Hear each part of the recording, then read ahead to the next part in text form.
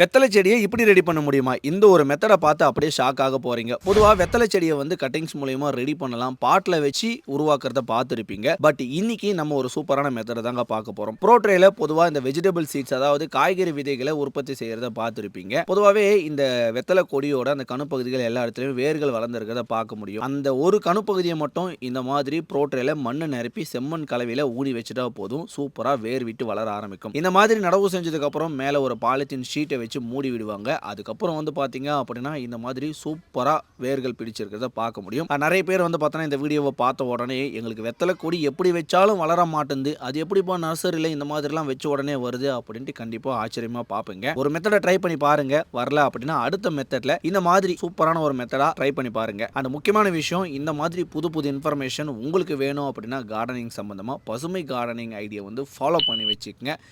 யாரெல்லாம் இந்த மெத்தட ஃபாலோ பண்ணணும்னு நினைக்கிறீங்களோ ப்ரோ ட்ரை இருந்தது அப்படின்னா சின்னதா ஒரு 2, 3 கட்டிங்ஸை கணுப்பகுதிகள் செம்மண் கலவையில் இருக்கிற மாதிரி போட்டுட்டு மேலே ஒரு கவரை க்ளோஸ் பண்ணிக்கங்க.